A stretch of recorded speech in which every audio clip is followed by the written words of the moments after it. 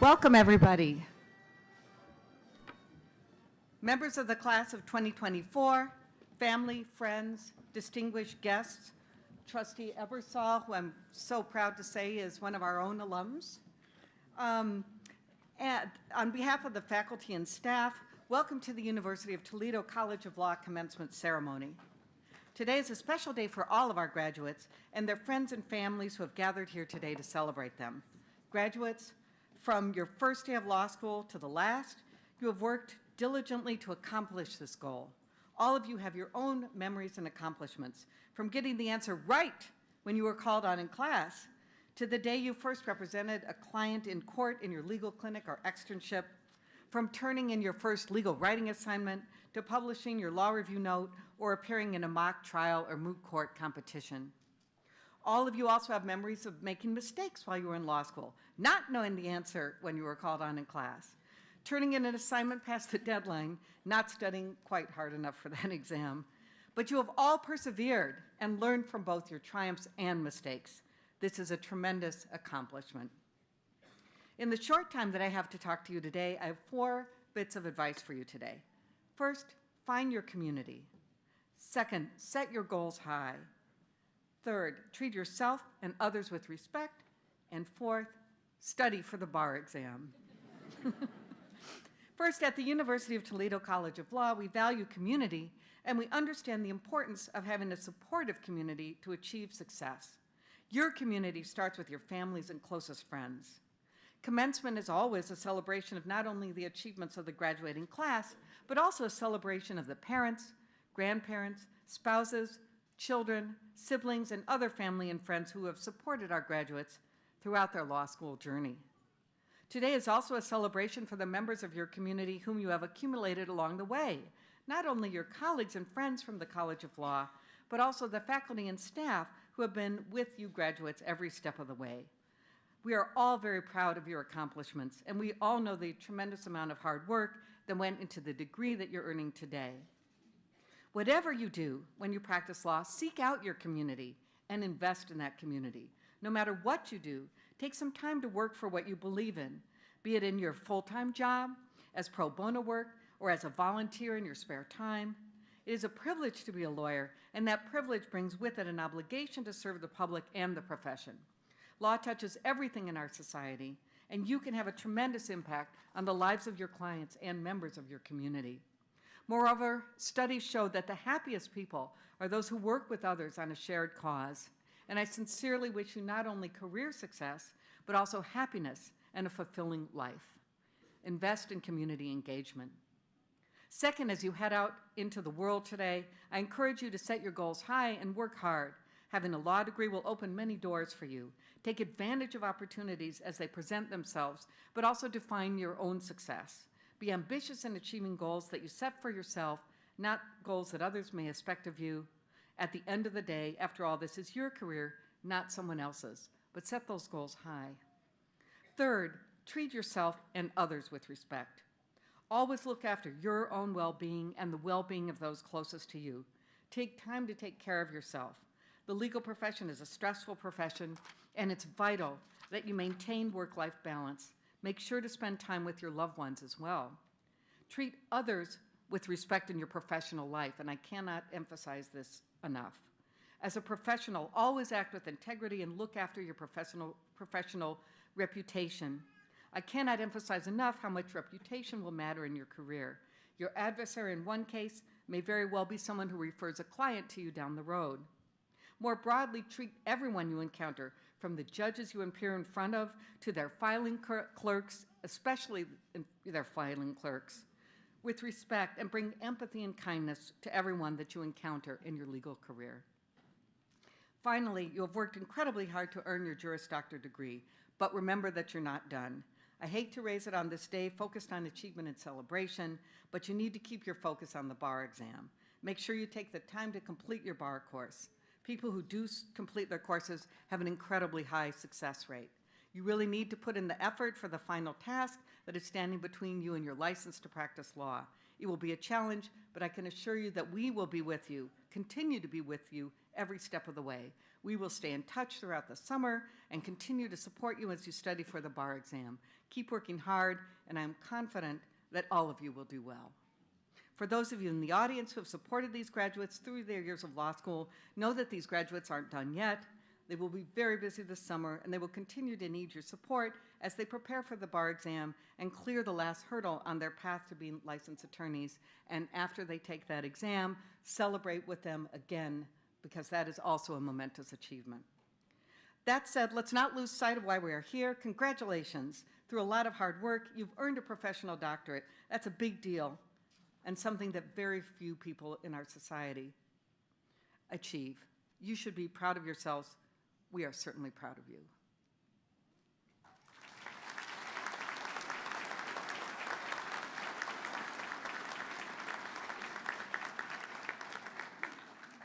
Now to bring you official words of welcome from the student body, it is my pleasure to introduce, there he is, Mr. Cameron Irvin, immediate past president of the Student Bar Association. Mr. Irvin.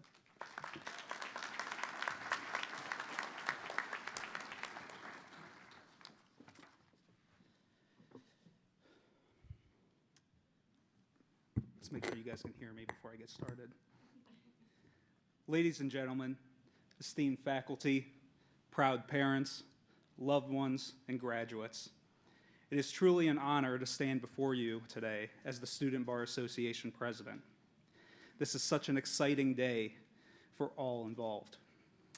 This is the day that we recognize all the hard work and dedication, all the long nights of studying and memorizing. This is the day your hard work pays off. It is also the day that all of these graduates realize that their career in the law is about to begin. For those of you that do not know, I graduated in December. I remember sitting in Savage Arena. I was so excited. I was ready to hear my name be called. I was ready to walk across the stage and be hooded. I was ready for the next step in my life. But I was also so nervous, so anxious about the future. I struggled for a while thinking about what I would say today. I thought to myself when I was sitting in Savage Arena back in December, what would I have wanted to hear? That is when I really started to think about the law school experience. Law school teaches us to think like a lawyer. Law school gives us the tools to research and write like lawyers. Law school has improved our critical thinking skills, our communication skills. Law school has taught us how to analyze an issue like a lawyer. But the main thing law school does not do is that it does not teach you how to practice law. That's when it hit me. When I was sitting in Savage Arena, I would have wanted to know the secrets of practicing law. I would have wanted to know how to be a great lawyer from my first day practicing. And unfortunately, as I stand here today, I can't tell you the secrets of practicing law. That's because I don't know them. So as every young lawyer should do in the beginning of their career, I decided to ask for help and guidance. I decided to reach out to friends, mentors, and those that have had a hand in shaping my future in this profession. I asked them all the same question. In your opinion, what is the best advice for a new lawyer? Or what do you wish you knew when you started practicing? I'd like to take a few moments to share some of the responses. The Honorable Nicole Corey of Toledo Municipal Court said to be prepared. It's always best to be prepared and be on time. Lacey Riley, an attorney at Linden Chapel in Dewhurst, said, it's called the practice of law for a reason. You're going to learn something new every day. You're not always going to have the answer or always going to do the perfect thing. In fact, those instances will be rare. The best you can do is the best you can do. Have faith in yourself and your abilities stick to your required ethical guidelines and internal moral compass, and be honest with yourself, your colleagues, and your clients. Success will follow. Mr. Jim Kitchen, a retired United States Army Judge Advocate General and now a Special Assistant United States Attorney, told me, quote, "I guess I would simply say that law school graduation is just the beginning of your education to be a competent and successful lawyer. You never stop learning how to be better as an attorney. You can learn from everyone. You will see what to do and what not to do.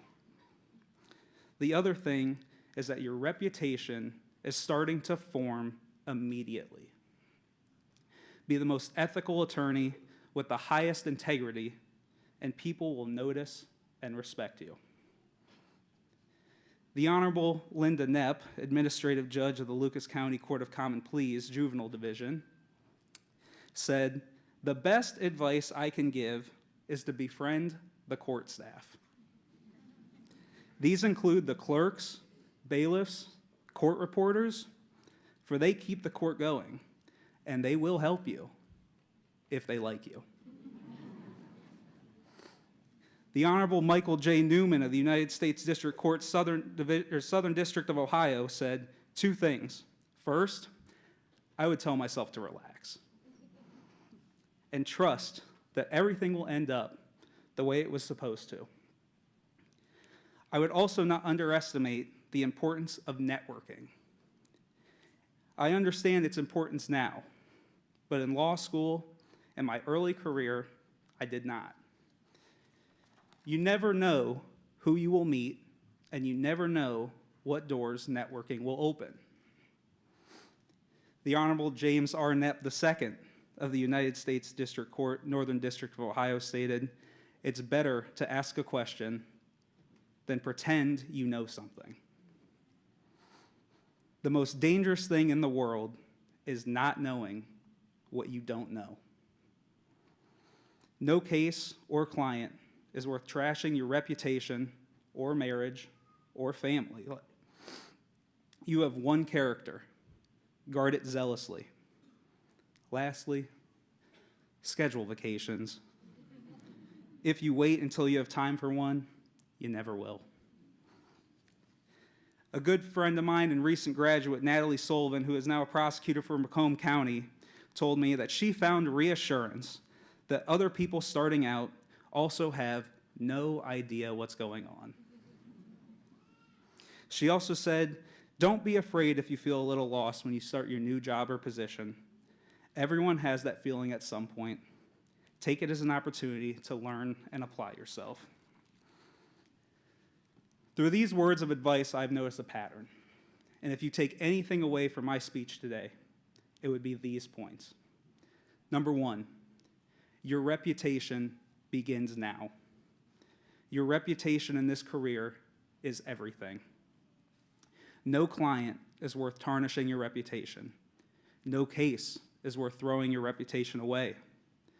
Although this is an inherently adversarial career, there is no reason to be anything but civil and to treat all those around you with the utmost respect. Number 2, trust yourself and your education and always continue to learn. Every lawyer you meet and interact with has gone through the same feelings of being overwhelmed and unprepared on their first day. Everyone has been there. Your time at the College of Law has prepared you for this career. Never be complacent. Continue to be the best version of yourself every day. Be prepared for your meetings.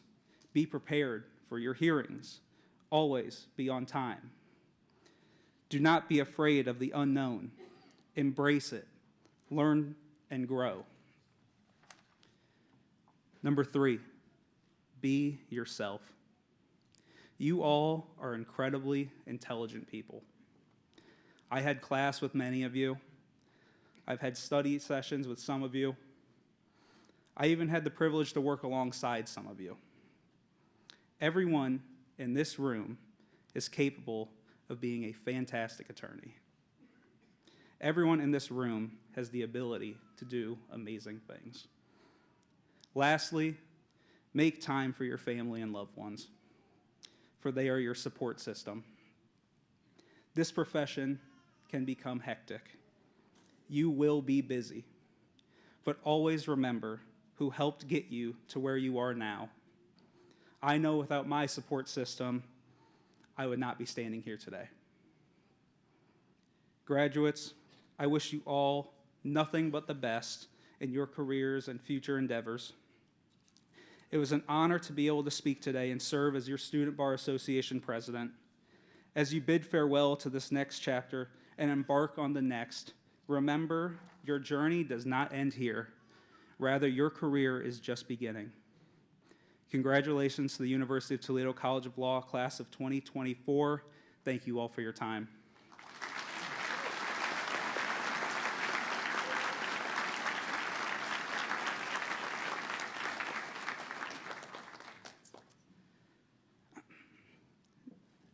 And also, as a Student Bar Association president, it is my honor to announce the winners of the Outstanding Professor Award. Every year, the students at the College of Law vote on the winner of the Outstanding Professor Award. This year, there was a tie. Ooh. I would like to take a moment to read some of the comments that students wrote about this first professor. I have edited them slightly. That way we can build anticipation. One student wrote, "This professor is the best professor I've had at Toledo Law. They truly care and put everything into supporting and teaching their students. I feel so lucky to have had the chance to learn from them, and I feel so much more confident in my future as an attorney after working with them." Another student said, "This professor cares a lot about their students and their success. They are always available to give extra help in a class or to give advice about life and law school. They are for sure an asset to the University of Toledo College of Law." Lastly, this professor has been my favorite professor at the law school for many reasons. This professor has been a wonderful mentor, and I have grown a great deal because of their continuous willingness to compassionately teach. This professor delivers thoughtful and incredibly helpful constructive criticism in a direct yet kind manner. They demonstrate a sincere care for both the learning experience but also the well-being of all their students. I have learned so much from this professor, and I will take the valuable skills they have taught with me throughout the rest of my career. And I can tell you from my own personal experience with this professor, everything I just said is the truth. Everything. This professor always made me feel welcome, was willing to help me or offer advice, even if I was not a student in their class. With that being said, the thing I value most about this professor was when they learned my name the first time I met them, they never forgot it. Every time I saw them, they would say hello or good morning. This professor is extremely deserving of this award. It is my honor to present the Outstanding Professor Award to Professor Eugenio Molo.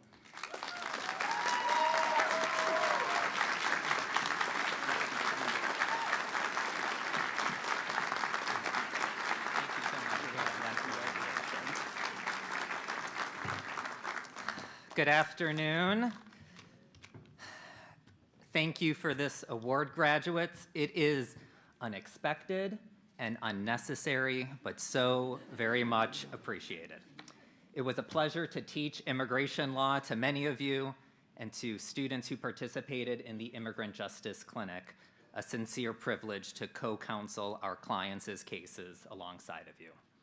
I wish all the graduates a challenging and fulfilling career. With this law degree, you are set up well for success. Congratulations to you and your families on this achievement. Thank you.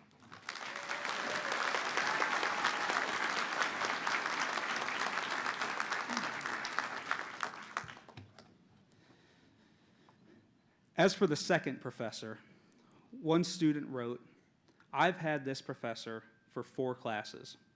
They always do an impeccable job at blending an honest analysis of the material with keeping an open-ended forum for students to engage with off-the-wall questions.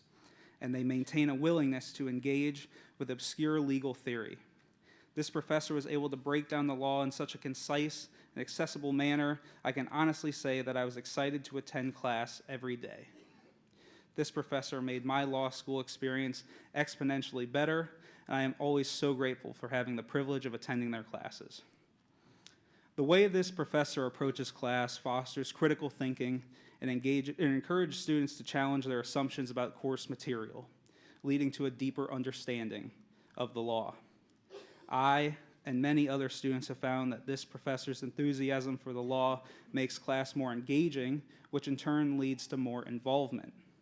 This professor did a fantastic job of creating a welcoming and accepting environment where students felt heard and valued. This professor has such a passion for the areas of law that they teach. Their passion is infectious. It is clear in every class, lecture, and discussion. Also, one thing I appreciate about taking class with this professor is how they blended real-world experiences into lecture. During my time in law school, I only took one class with this professor. I truly wish I was able to have more classes with them, but again, I cannot emphasize enough how challenging law school can be at times. With majority and minority opinions in almost every case we read, the law changing so much, it can be a struggle. This professor makes the law crystal clear, and as the student wrote, it was an absolute pleasure to attend class when this professor was teaching. This professor, through their passion, experience, and approach to class, has earned this award. It is my honor to present the Outstanding Professor Award to Professor Gregory Gilchrist.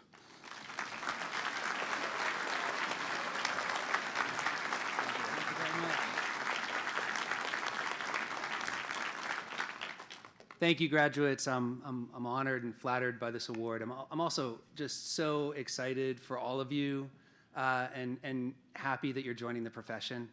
I'm a husband and a dad, and those have been incredibly difficult and rewarding things in my life. But after that, being a lawyer is the most difficult yet rewarding thing I've ever done, and it's going to be for you too. Enjoy it. Work hard, and I'm really proud of all of you. Thank you.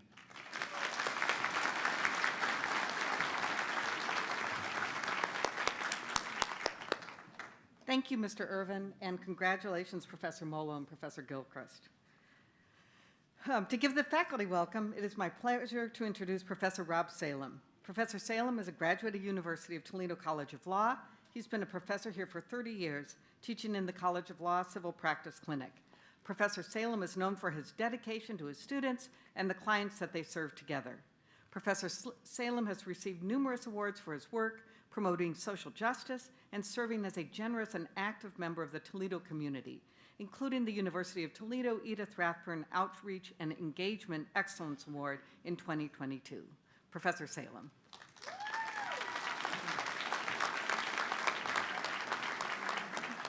Okay, I'm having some wardrobe malfunctions here. We'll fix this. And I might have to fan myself while I talk. Good afternoon. It is an honor to welcome you on behalf of the faculty. Class of 2024, you did it. You're here.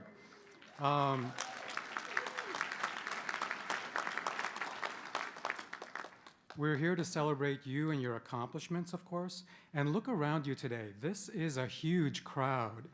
I will say this is probably the biggest crowd that I've seen at a law school commencement throughout my 30 years here.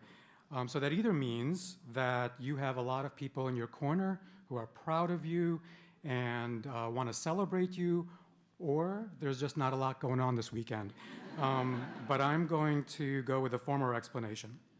So, as Dean Zitlow said, I'm a clinical professor. I've been on the faculty here for, as she said, 30 years.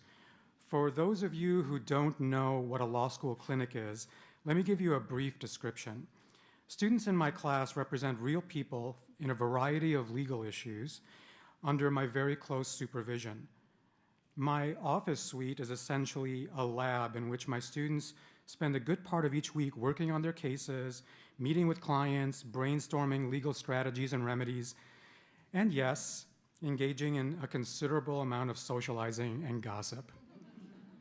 My office suite is an open floor plan, and since I don't have walls to my office, I'm privy to lots of juicy information that's sometimes meant for my ears, but often not. So you can only imagine all the things I've heard over the last 30 years. Some things I honestly can't unhear. But the upside of this office dynamic for me is that I've had the privilege of engaging with generations of law students who share with me their hopes, their dreams, their values, their fears, etc. Every cohort of students is different from the other, and I like to think that I've become sort of an expert on generational differences. So I'm going to offer you some of my self-proclaimed expert observations about your generation. So let me preface my comments with this. I'm not going to give you much advice. You're hearing a lot of advice today, and you're going to be getting a lot of advice as you begin your professional journeys. What I'm going to try to do is just tell you what I think makes you great and why I'm excited to see what you accomplish in your lives. Specifically, there are 5 traits that I think your generation possesses that will make you great lawyers, problem solvers, and policymakers. I promise this is only going to take a couple of minutes. First, the most obvious trait that I think I won't spend a lot of time on because it's been so overstated is that your technological prowess is really very impressive. Technology will shape your careers in ways that we probably can't imagine, and I think your generation is up to the task. So, you know, I still have issues figuring out how to control my smart TV, and you're all grappling with artificial intelligence, so that says a lot, and I'm not kidding about my TV. Second, your generation is incredibly curious and resourceful. I mean, the second an unfamiliar name is mentioned in class, you're all on your phones or laptops Googling that individual. And you think it goes unnoticed, but I'm not that clueless. You crave so much information and you know how to get it. As you know, lawyers engage in investigating and in formal and informal discovery. So I think this trait will really help make you super lawyers. Third, you truly and genuinely value diversity and differences. You're willing to learn from each other, and you're not nearly as judgmental as us older folks. I mean, you judge, but not the way I judge. And I'm trying to work on this character flaw of mine, but it's a lot of work. But this trait of curiosity and resourcefulness will surely contribute to your continued growth as empathetic leaders. The fourth trait is one that I really love about you. You not only want a healthy work-life balance, you demand it. I've heard some of you talk in my clinic about declining job offers because the employer demanded too much of your time. I think that's awesome, and it will make you happier and more productive professionals and service providers. My generation, on the contrary, talked a lot about the inevitability of burnout and how long we might be able to last at a law firm before throwing in the towel. But your attitude about this seems to be much more balanced and, frankly, healthier. And finally, you are fierce humanitarians. You're uncompromising about your values and your beliefs, and you truly want a more just and equitable world for you and your children. You're not afraid to speak out for justice, whether it's an issue in close proximity to you or halfway around the world.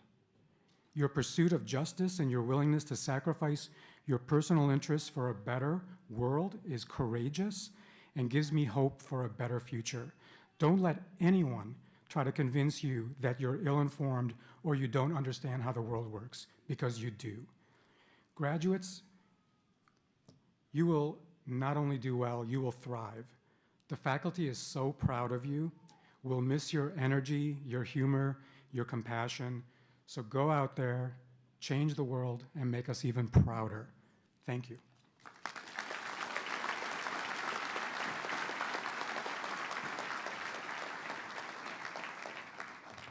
Thank you so much, Professor Salem. It is now my pleasure to introduce Ms. Hannah Twining, this year's valedictorian.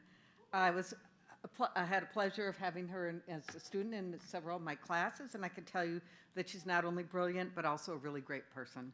Congratulations to you on this spectacular achievement.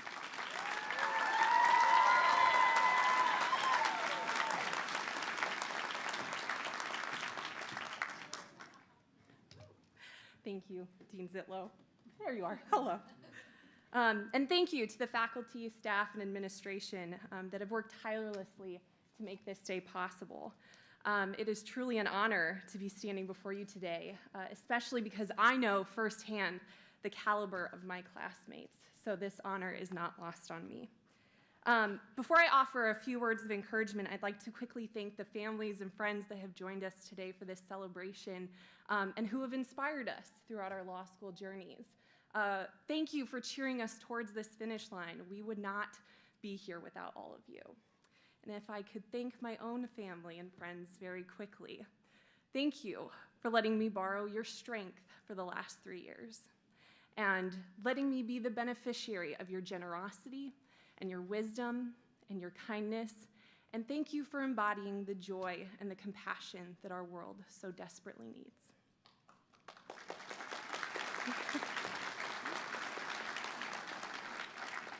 As a quick aside, my mom's already crying. As a quick aside, about 5 or 6 years ago, I was contemplating what my next step would be and what the future would look like. And unprompted, my mom said, "Have you thought about going to law school? I think you'd do really well."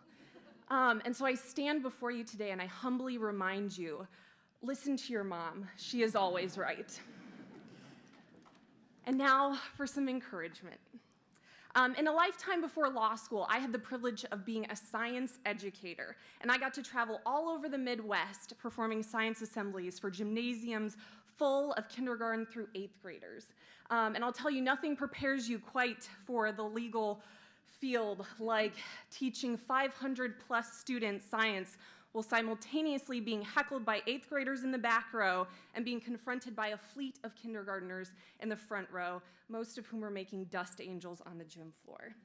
But one of my favorite shows that I got to travel with was called Astounding Astronomy. And there was a concept in that show that would baffle the students, but I think will provide an interesting perspective as you move on from law school. And the puzzling concept was the difference between mass and weight. Because mass is the amount of stuff we're made up of, and it doesn't change no matter where we go. But weight is gravity's effect on that mass, or you can think about it as the environment's effect on that mass. So if we were to travel somewhere like Mars, which is a much smaller planet, much less of a gravitational pull, our weight would be so much less that we would almost float away. And if we were to travel somewhere like Jupiter, which is a much larger planet, a much greater gravitational pull, our weight would be so great that we would almost feel crushing. But in both of these locations, our mass, what we're made up of, would be the same, and it would not change. And now that we have made it through law school, we are made up of even more incredible things. Critical thinking, hard work, diligence, analytical reasoning, creativity, compassion, intellect, advocacy skills. And some of us are headed into environments where there may be days where we feel so disconnected from the work that we would simply rather float away. But we are still made up of the competence and the diligence necessary to get that work done. And some of us are headed into environments where, based on the intensity of the work that we are asked to do, there may be days that feel crushing. But we are still made up of the passion and the advocacy skills necessary to be successful in those environments. So, no matter what environment you find yourself in when you leave this place today, I would simply ask that you not forget your mass, the stuff that you are made up of that will not change no matter where you go. It has been my privilege to be your classmate and your friend, and now I look forward to being your colleague. Congratulations, class of 2024. I cannot wait to witness all of the incredible things you will achieve.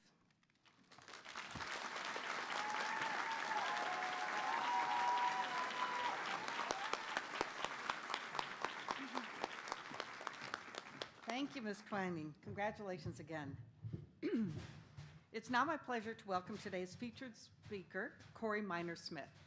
The New York Times captured the dramatic scope of Corey Minor-Smith's life when it described her as a fascinating woman who moved 21 times and attended 14 different schools before graduating high school, has a loved one living with schizophrenia, became a mother her senior year of college, and eventually went to law school and became a successful attorney.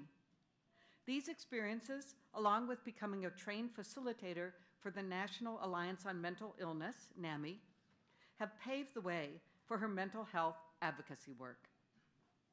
Ms. Minor-Smith hails from the great state of Ohio, born in Canton, and educated at Bowling Green State University, where she received her bachelor and master's degrees, and at the University of Toledo, where she received her Juris Doctorate in 2001.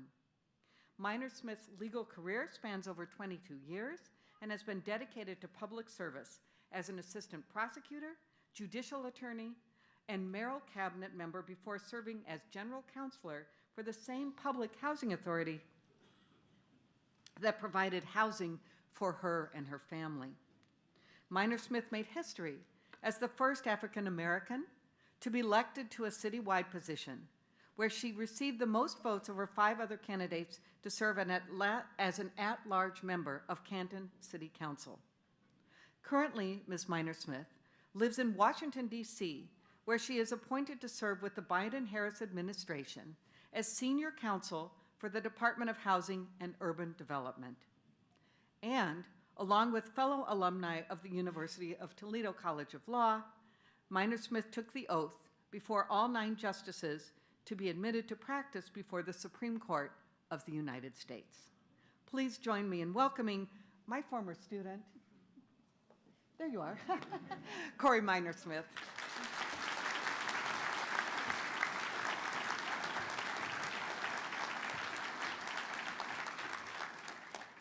Good afternoon, everyone. Thank you so very much, Interim Dean Ditlow, Rebecca.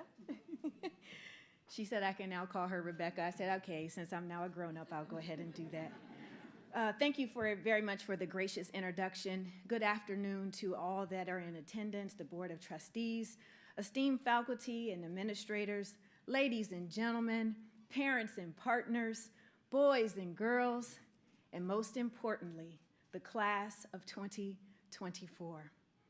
Welcome, and thank you for having me today.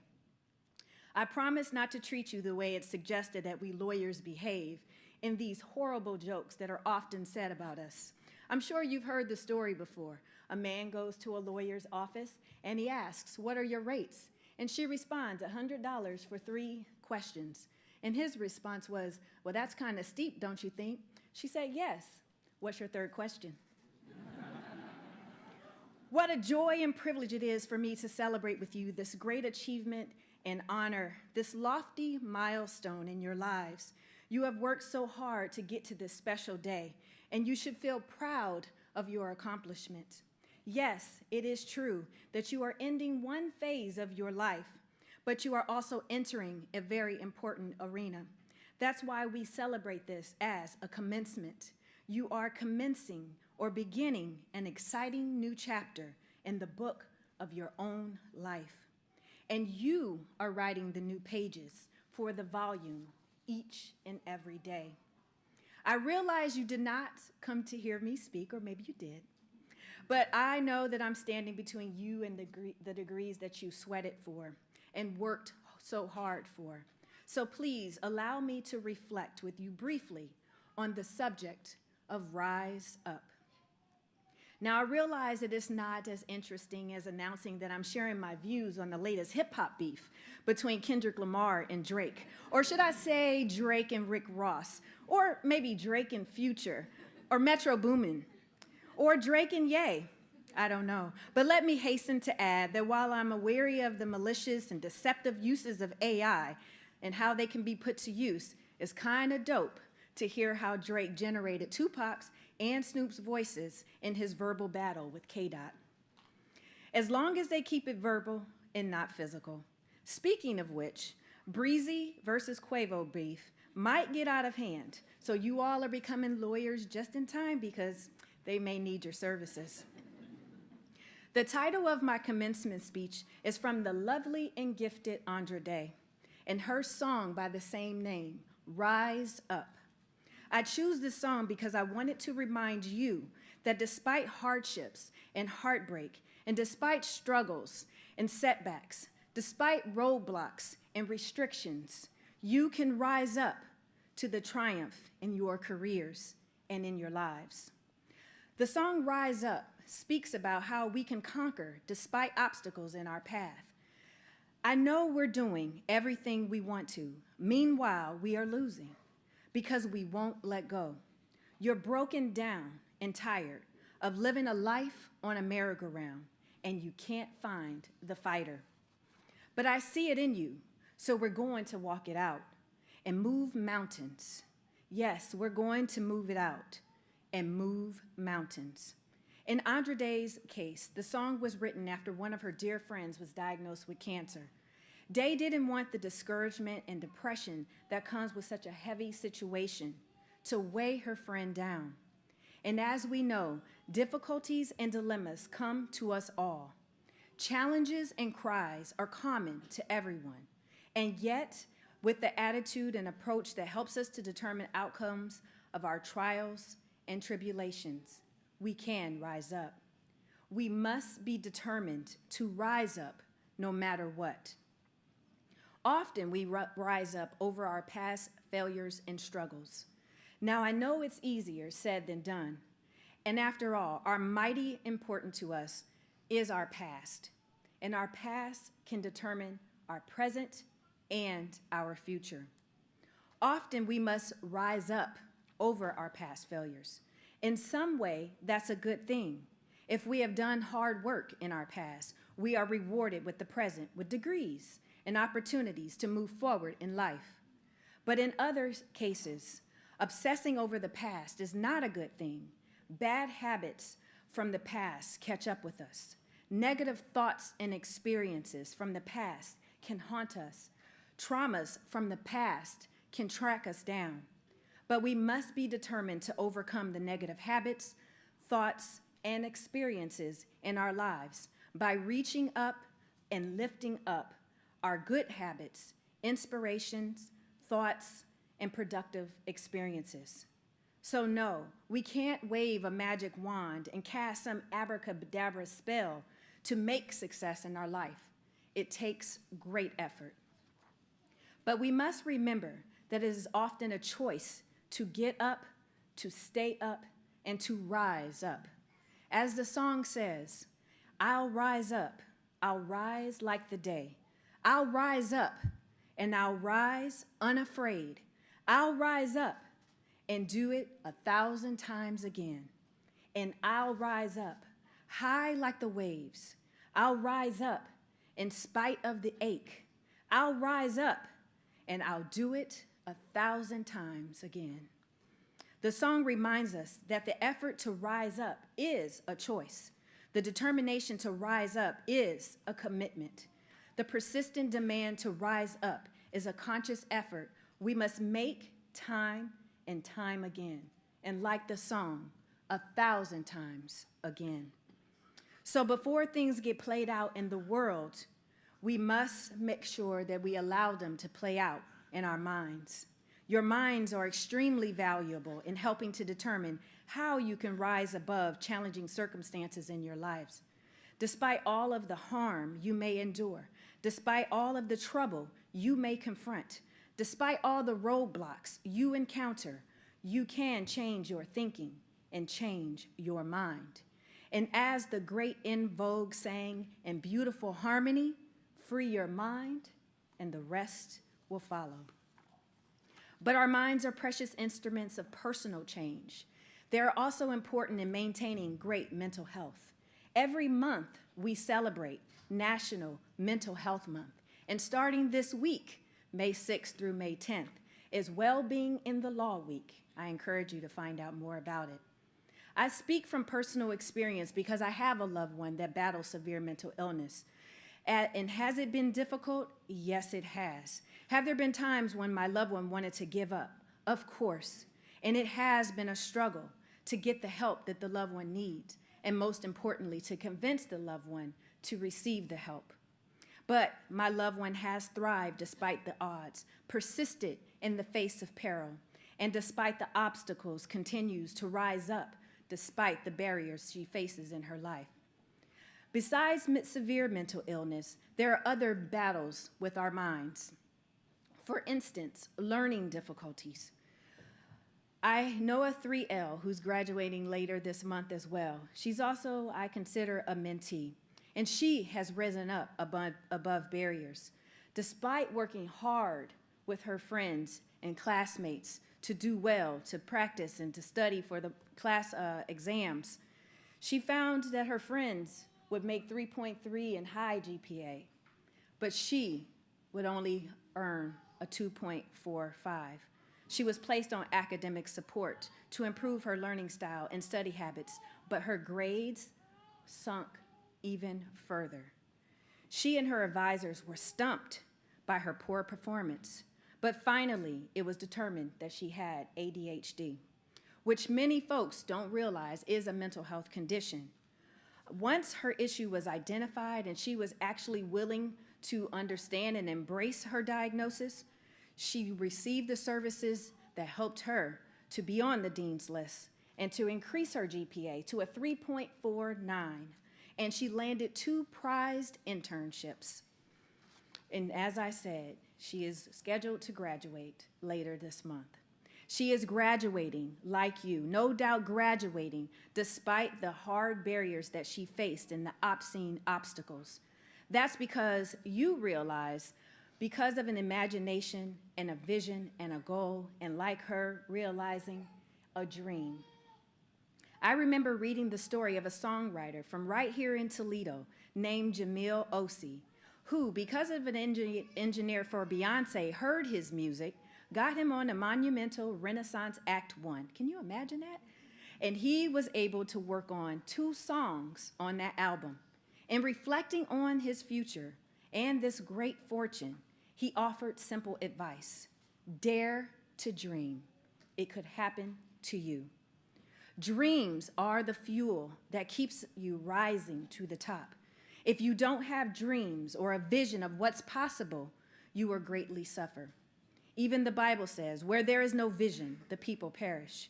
We must keep dreaming about what we can do to achieve success, to build wealth, for love and support of our families, and to create a more just society where we can benefit from the talents and skills of all of us. It is not enough for us to dream about our own bank accounts. We must dream about the prosperity of this nation that shares its resources with all who live here. It is not enough to dream about having a big house on a hill. We must dream about supplying housing to the most vulnerable in our communities. I am the product of public housing, and as you have heard, I moved at least 21 times before I graduated from high school.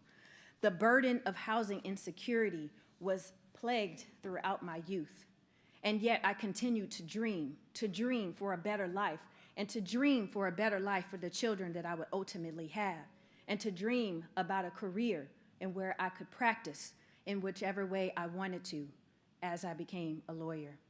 And now I am here today, a proud recipient of three degrees, being a lawyer, an attorney, an author, and an advocate, a mental health advocate. But, oh, thank you.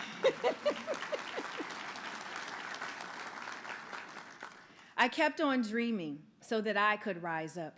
And I encourage you to keep on dreaming so that you can rise up and that you can help others in your community to do the same.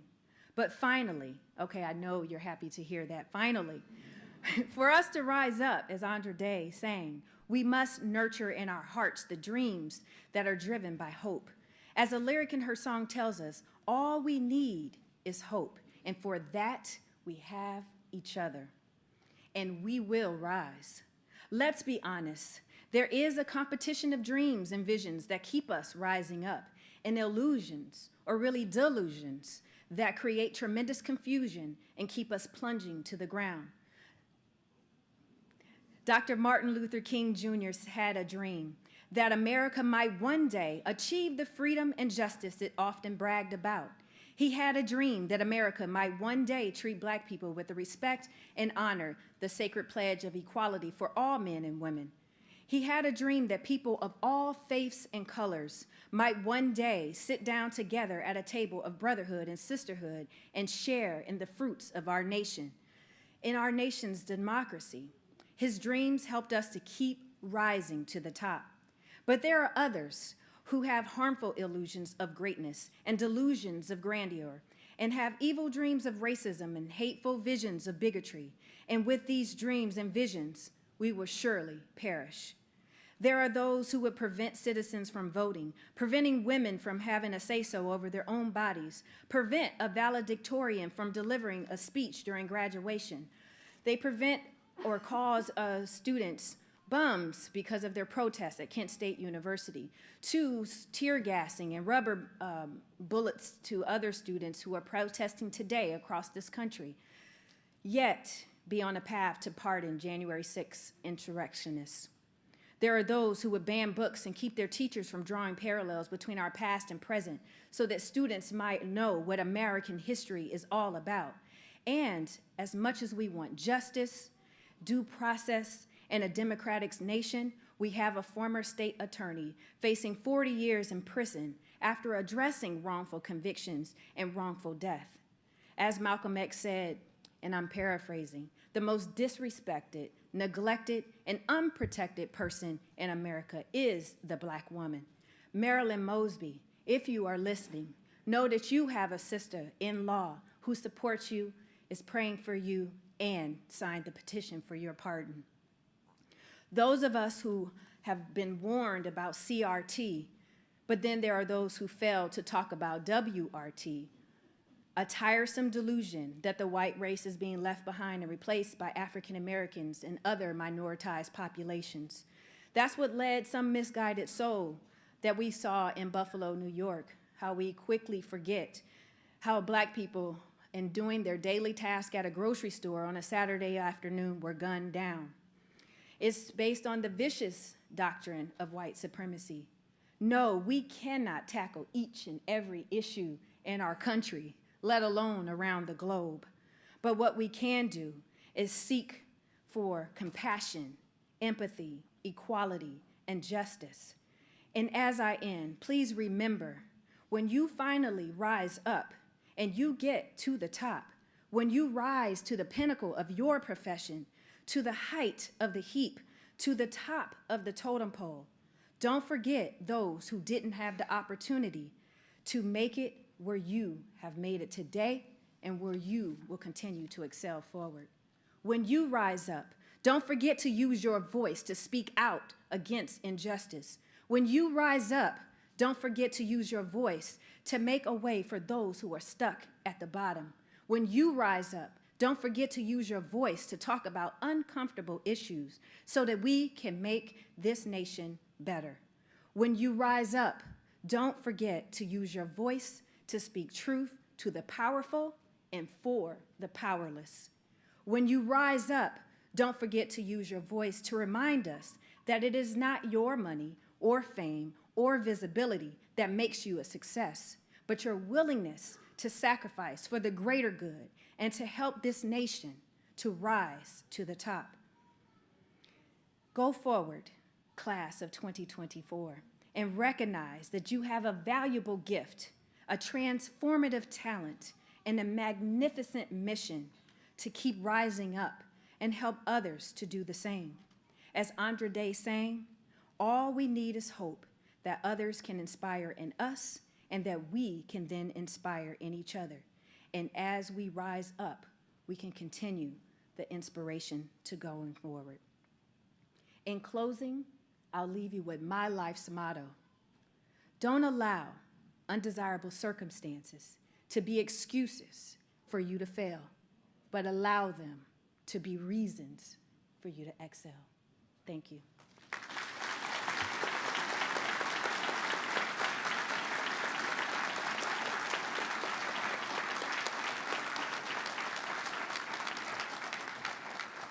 Thank you so much, Ms. Minor-Smith. Before we present hoods, confer degrees, and award diplomas to the graduating class. I would like to introduce the member of the Board of Trustees who is with us today. Lydia B. Ebersol was appointed to the University of Toledo Board of Trustees by Governor Mike DeWine in 2023. Ms. Ebersol is an attorney and a shareholder in the Toledo office of Rutzel and Andrus. Her legal practice focuses on litigating business disputes and liability defense matters in Ohio and Michigan. She also assists clients with business and employment-related immigration and international transactions, especially with her home country of Poland. Before private practice, she worked as a judicial staff attorney at the Ohio 3rd District Court of Appeals and as a judicial extern at the U.S. District Court for the Northern District of Ohio. Ms. Ebersol moved to the United States in 2006 and received her law degree from U Toledo shortly after gaining United States citizenship. We are delighted, truly delighted, to have Ms. Ebersol with us today. We will now present hoods, confer degrees, and award diplomas to the graduating class. I ask Senior Associate Dean Jeffrey Rapp to present the class and Trustee Lydia Ebersol to confer the degrees. Senior Associate Dean Rapp.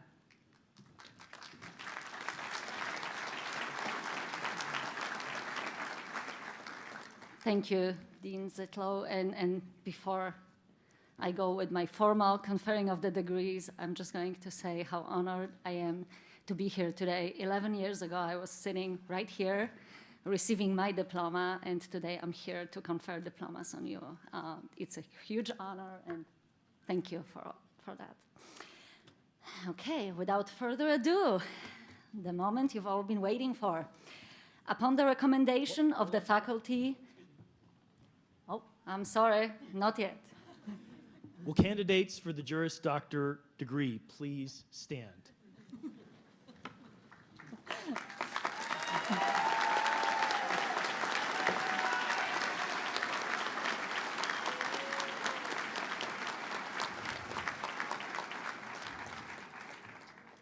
Trustee Ebersol, as Senior Associate Dean of the University of Toledo College of Law, it is a privilege to present the candidates for the degree of Juris Doctor.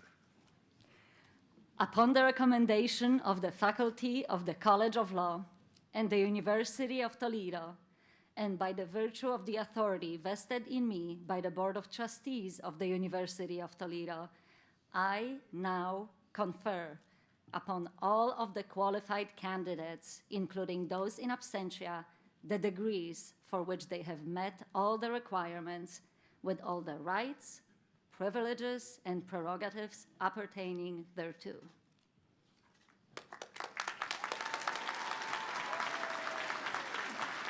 Thank you so much. You can move your tassels.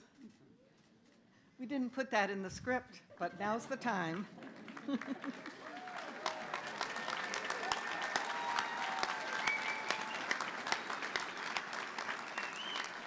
Graduates, you may please be seated. Before the graduates come forward to give their name cards to Senior Associate Dean Rapp and receive their hood from me, I have a couple things to mention. First, during your hooding, you will be photographed by the university photographer.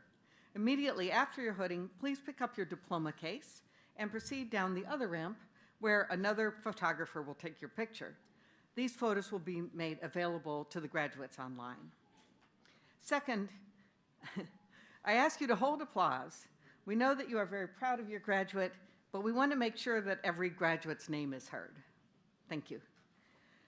The graduates should now come forward individually to receive their hood from me as I stand on this platform so I can actually reach them. And Assistant Dean Kirby and Professor Tomlinson will assist you. We now call the graduates of the class of 2024 who are joining us this year to the stage.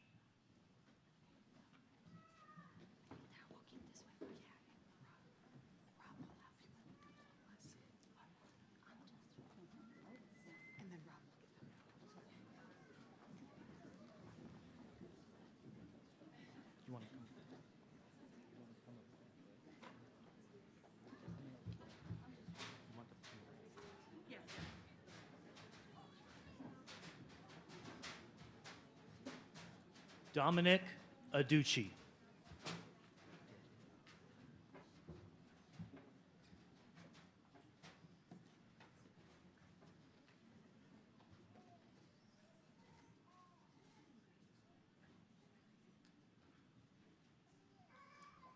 Maria Aguado, cum laude.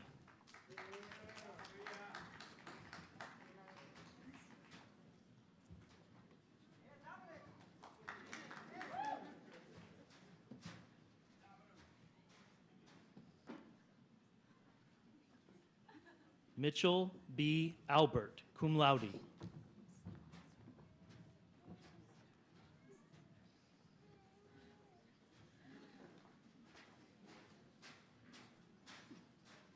Avery Allen, cum laude.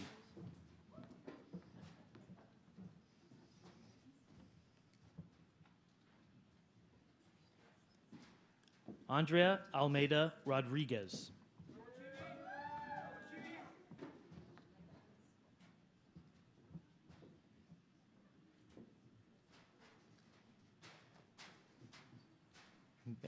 Megan Anderson, magna cum laude.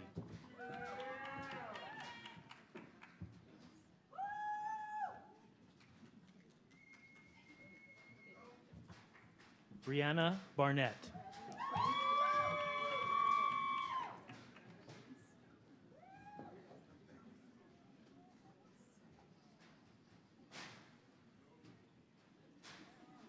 Jared Edward Becker, magna cum laude.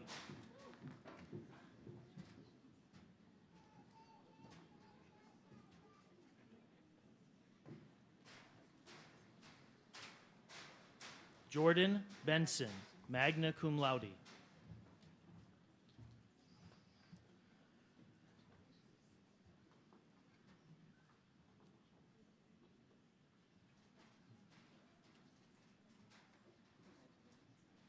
William David Berard.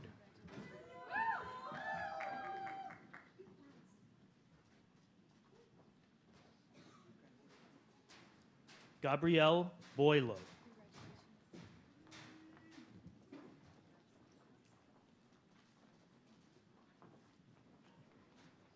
Ira Brown.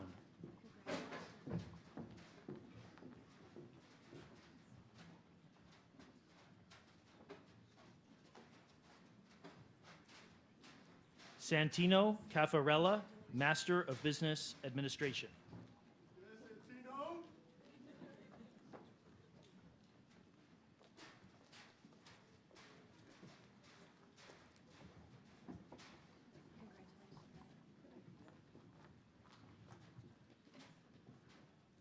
Zachary Camilleri.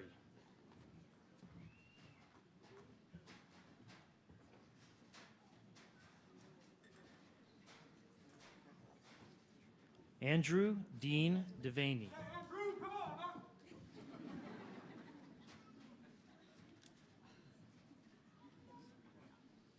Allison Taylor Castles, cum laude.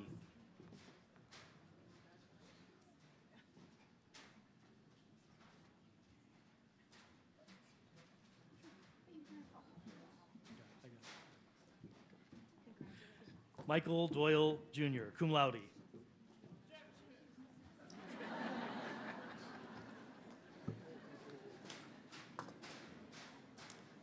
Catherine Elizabeth Elliott.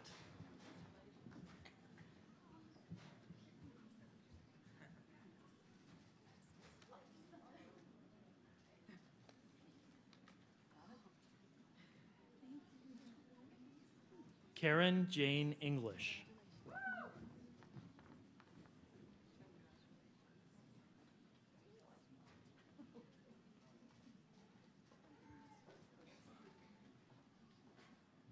Yakub Fadl.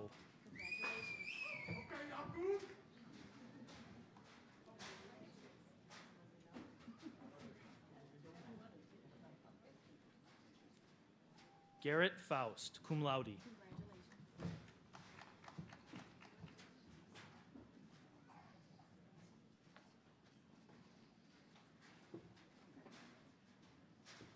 Hannah Fonseca.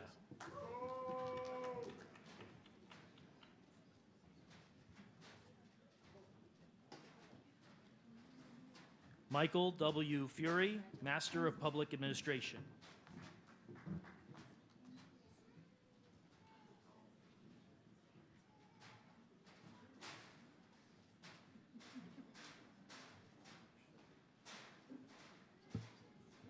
Gina Galanti.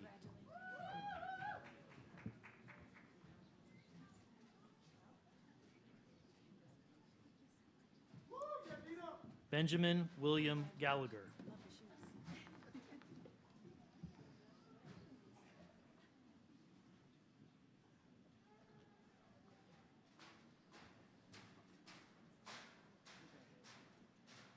Gabriela Velasquez Galvin, magna cum laude.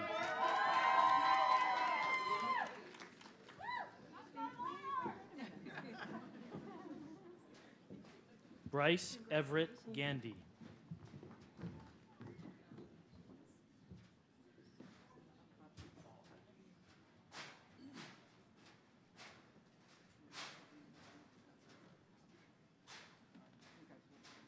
Lisa Gathard, magna cum laude.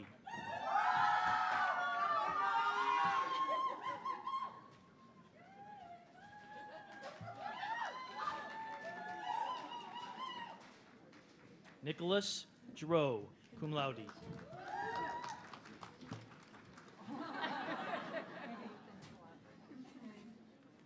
Lucas Grabowski.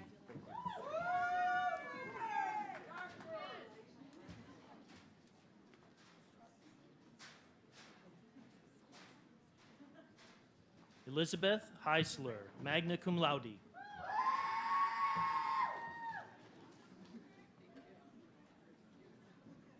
Benjamin Halstead, magna cum laude.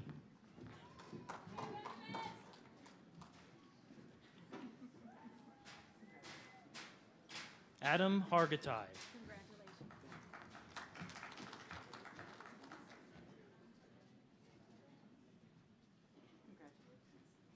Alexis Denise Hartfield.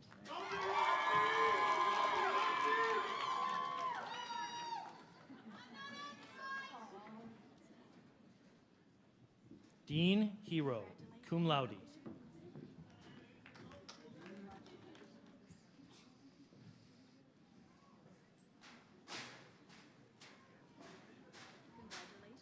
Zachary Hewitt.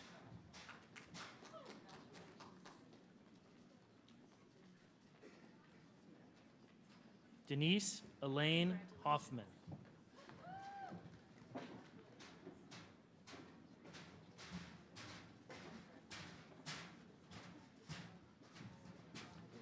Tori Gamlin, magna cum laude.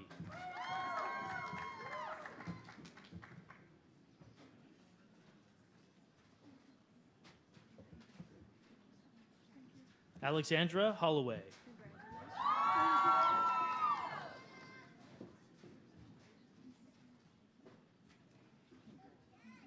Renee Hopper, cum laude.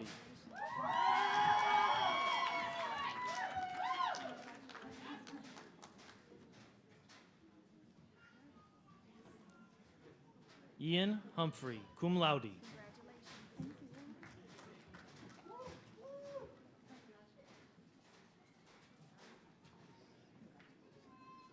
Paul Jager, magna cum laude.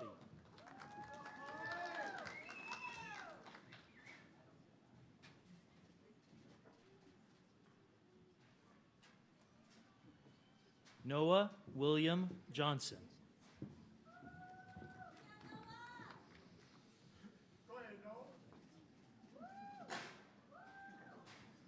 Clarence Kennedy, magna cum laude.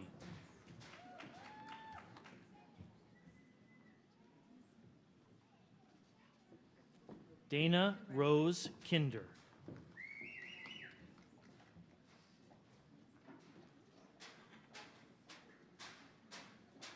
Sawyer Klein, cum laude.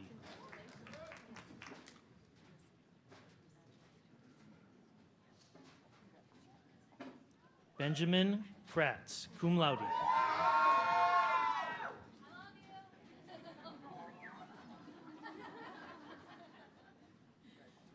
Riley LaRose, magna cum laude.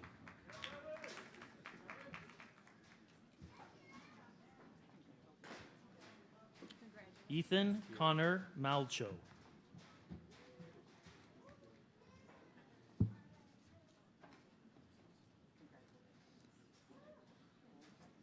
Joseph Alexander Mott.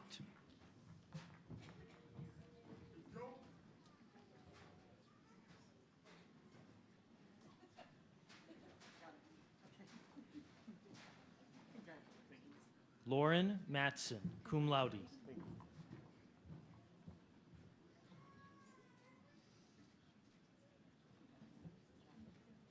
Amber Shar McAllister, cum laude.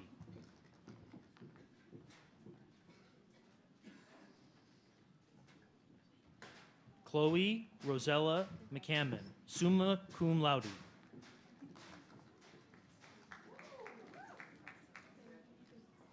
Ryan William McConnell, cum laude.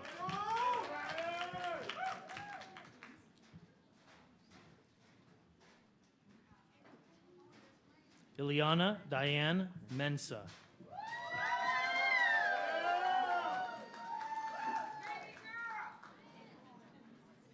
Casey McGee.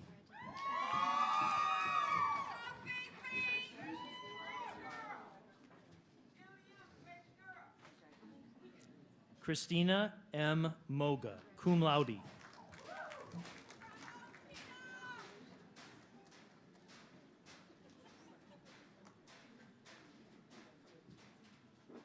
Patrick Duffield Milkey, cum laude.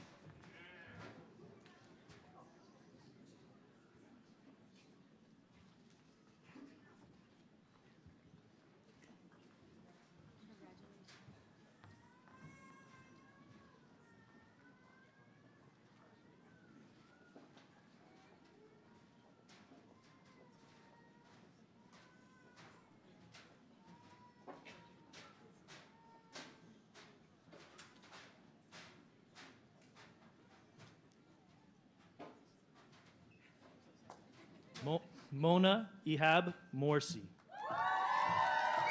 cum laude.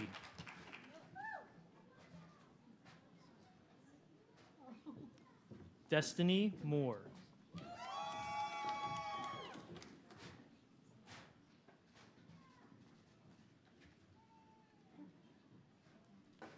McKenna Ray Lehman.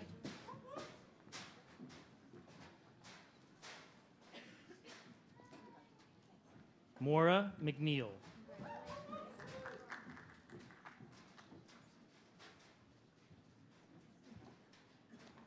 Daniela Sammy Narso.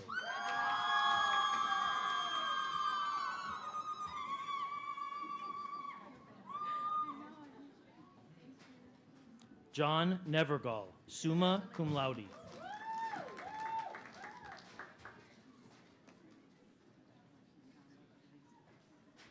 Ryan Niskar.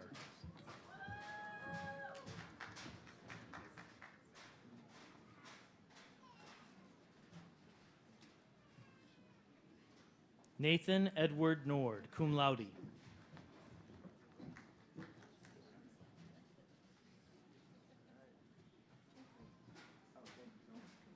Stoina Novakova, magna cum laude.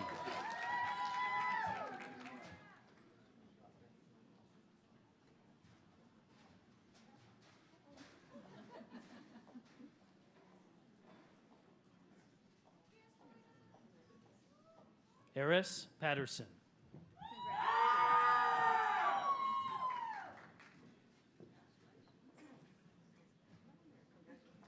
Emily Perlacki.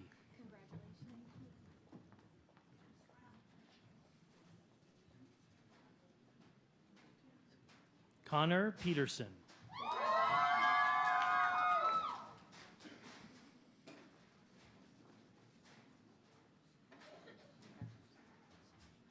Anthony Pugh, Master of Business Administration.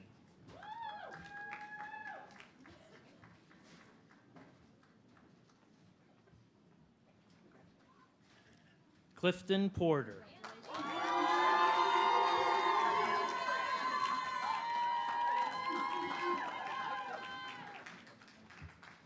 Andre White.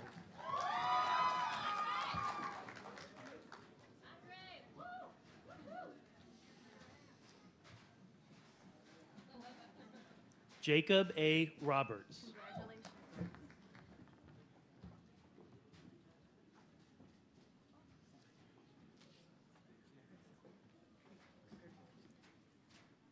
Jad Salami.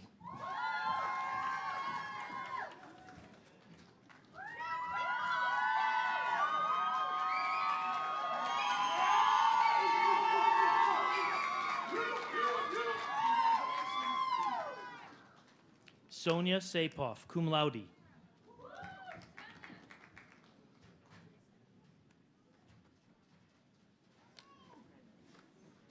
David R. Sam.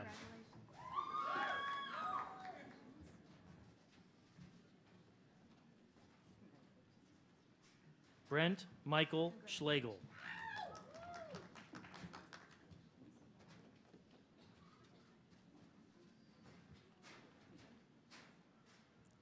Asha Scott.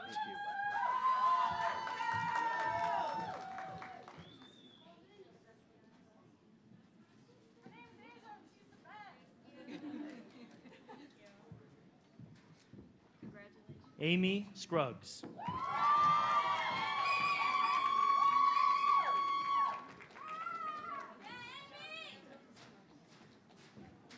Nicholas Andrew Sears, magna cum laude.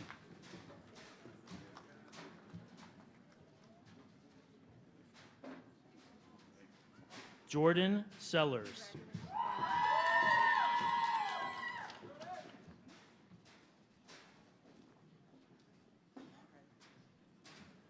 R. Hunter Smith III, magna cum laude.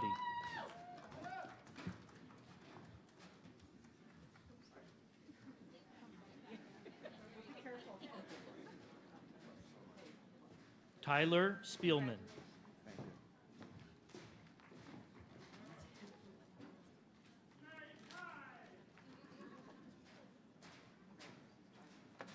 David Austin Ray.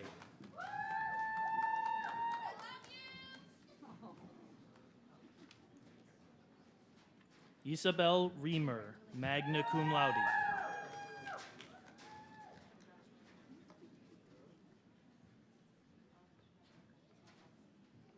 Matthew Rossi.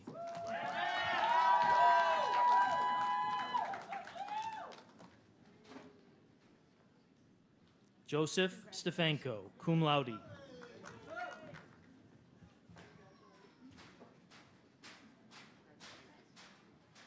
Brandon Edward Stribney, cum laude.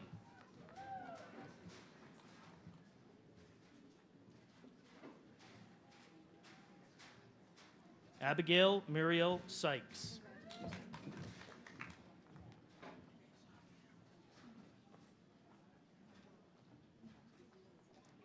Taylor Mackenzie Thomas, cum laude.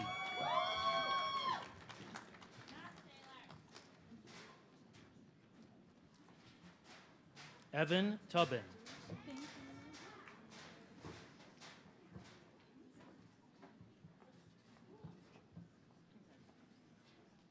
Hannah Twining, summa cum laude.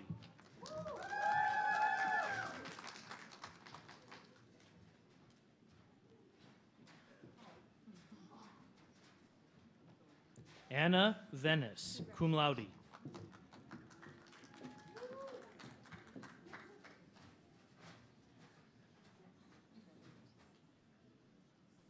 Kristen Volk, magna cum laude, Master of Business Administration.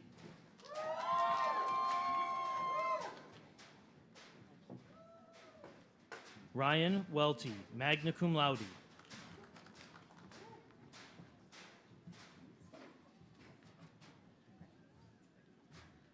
Skylar Ann Wickert, magna cum laude.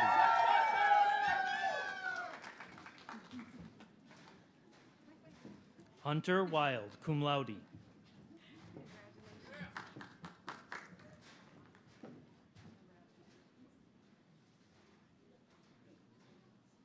Casey Williams, magna cum laude.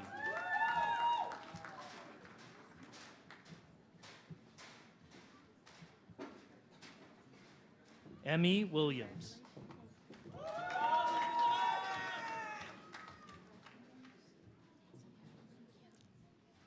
Robert Worthington, magna cum laude.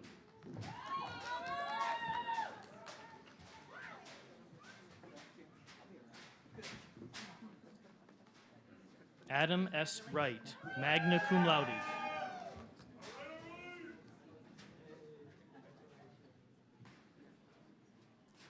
John Eugene Young, magna cum laude.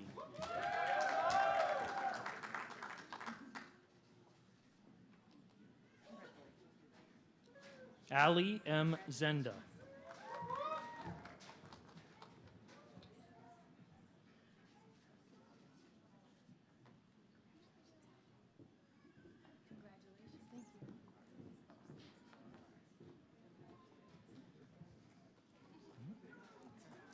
Maha Falestine Hurrah Zidane.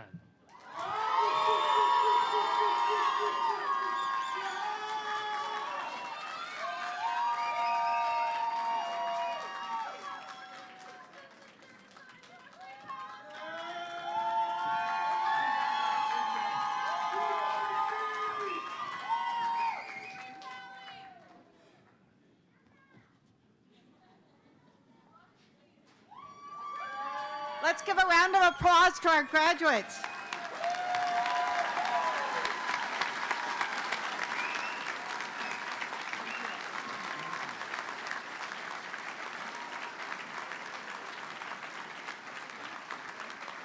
Congratulations again to the class of 2024.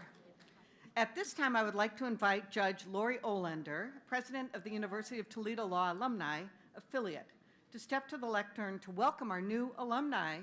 George Olander is a 1996 graduate of the College of Law. She took office in the Lucas County Court of Common Pleas in December 2020. Judge Olander has worked in the court system for over 30 years in numerous roles, including as a juvenile court public defender, as well as a county prosecutor in the juvenile court. Judge Olander.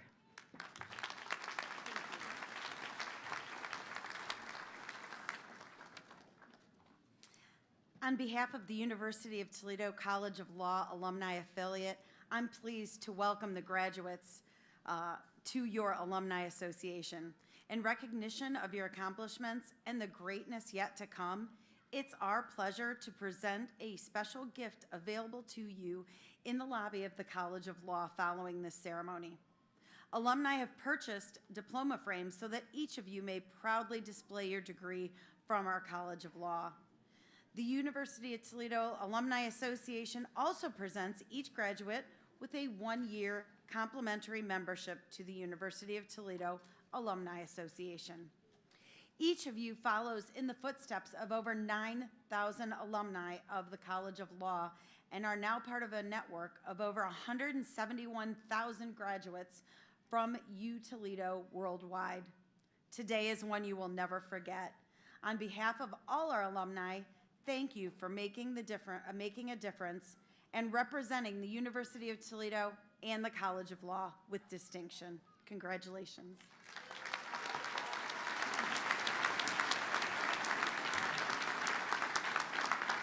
Thank you, Judge Olander. At this time, Nev Johnson, a class representative for the first-year law students, will be presenting the Beth A. Eisler Award. For first-year teaching. Beth Eisler served as a faculty member at the University of Toledo College of Law for 26 years, including 8 years as Associate Dean of Academic Affairs and sometimes also as Student Affairs.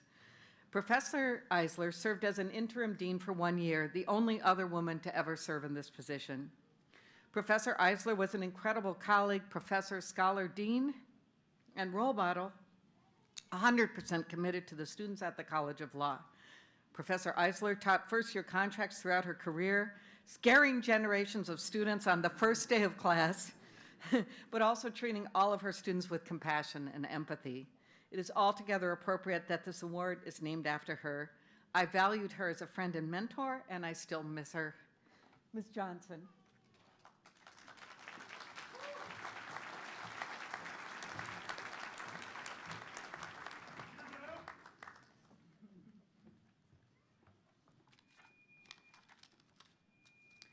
Hi friends, for those of you who don't know me, my name is Nev Johnson and I'm a first-year student. When I was asked if I wanted to do this speech, I genuinely thought that they sent the email to the wrong person, but somehow here I am. I'm so honored to be a part of this magnificent day, and I congratulate you all on your amazing achievement. If you could take me with you, that would be amazing. I would appreciate that. I'm here today to present the Beth Eisler First Year Teaching Award, and in doing so, I get to talk about one of my favorite people ever. From the very first day of orientation, where she screamed at us about being successful attorneys, her passion for her students and love for what she does has shined through. Side note, if you've had the privilege of being taught by this professor, you know that when I say screaming, I genuinely mean screaming. Like, the loudest screaming you could possibly imagine. As a 1L student, I was terrified of law school and everything that came with it. I knew that people like me had historically never been welcomed in spaces like this one. However, I immediately contacted her the moment my first law school panic attack began. I thought if anyone would be able to remind me why I came to law school, it would be her. And although she did not have to take the time out of her extremely busy schedule to talk with me outside of class, she did not hesitate to do so. And I can truly stand here today and say that that one little talk changed the trajectory of my 1L year and maybe even my law school experience. I say all of this to shine a light on her character, as she is one of the most passionate and kindest souls that I have ever met. I have no doubt that she would give the shirt off of her back to her students, but only after she made us recite the elements of a gift. There was never a dull moment in the classroom, from asking students to host like Vanna White, talking about painting dogs and camping in the back of students' cars, to screaming about how much she loves talking about zoning off of 2 cups of coffee at 8 o'clock in the morning. Not to mention all of the times she told me to go hug a tree or eat a vegetable. I've never hugged so many trees in my life. It does help though, 10 out of 10, I do recommend it.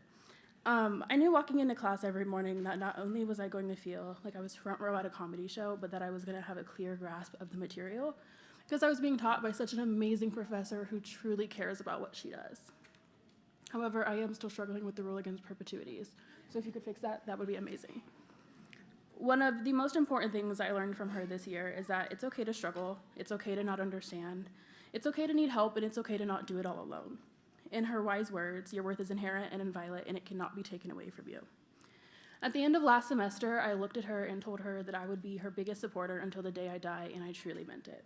Professor Shelley Cavalieri, thank you for all you have done for us, the infinite knowledge you've shared, the laughs, the tears, the hugs. Thank you for carrying so many of us on your back to the finish line, while reminding us that we do belong and that our voices do matter. We are truly lucky to have the opportunity to be taught by you. Congratulations.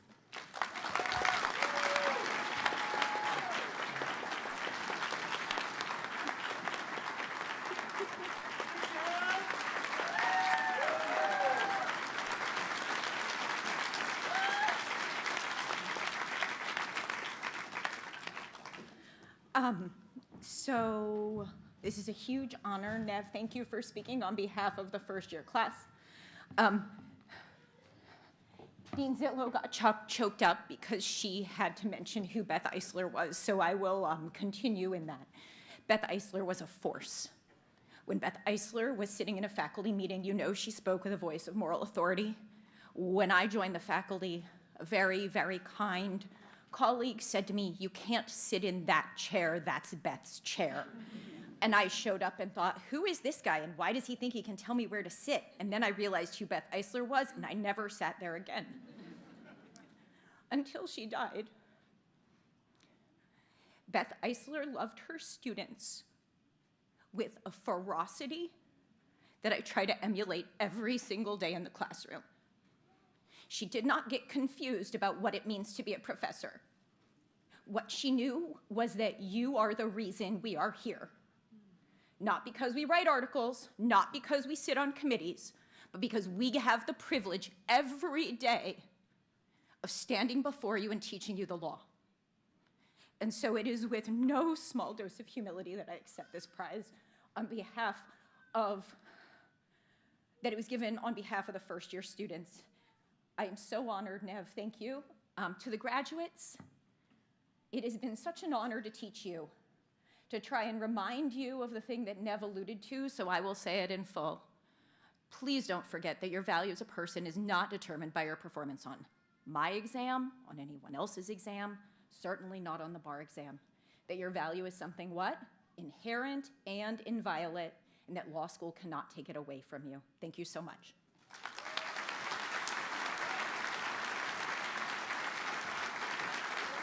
Congratulations to Professor Cavallari.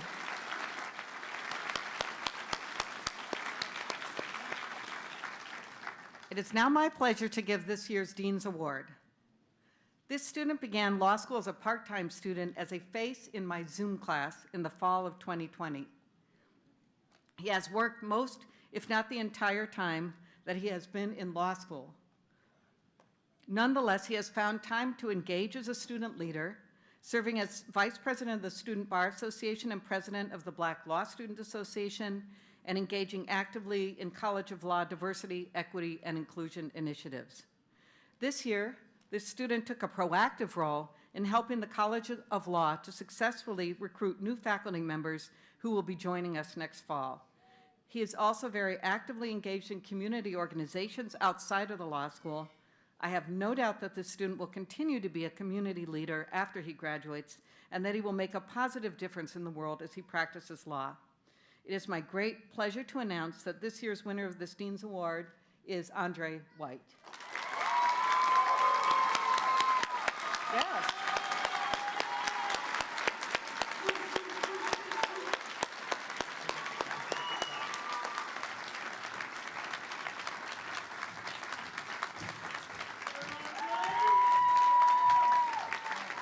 You're the best one.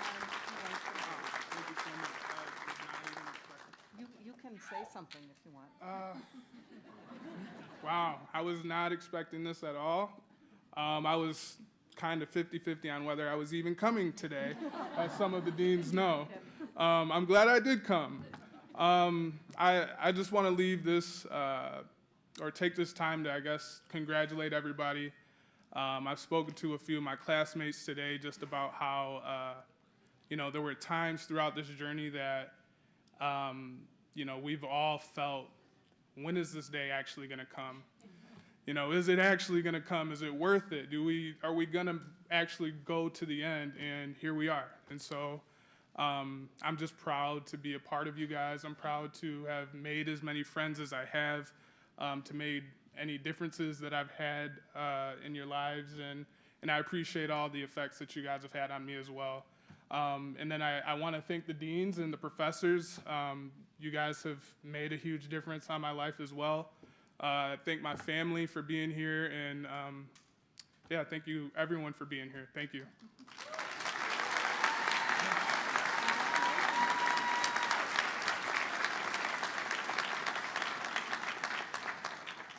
Congratulations again, Andre. Those of our graduates who have served or are currently serving in the United States Armed Forces are wearing military service cords. Could those of you who have served, are currently serving, or have already committed to serve after graduation, please stand and be recognized?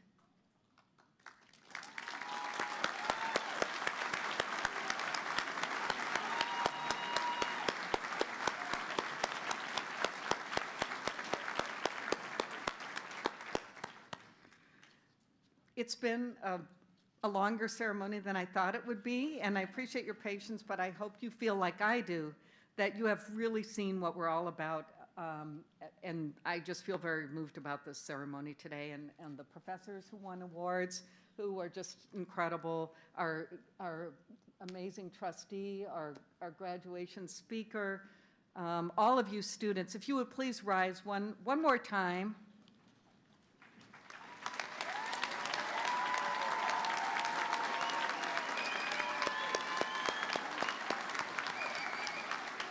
Now, students, stay standing because we have a wonderful group of teachers here at the College of Law, and I'd like you to recognize the faculty who guided you through your years at the College of Law.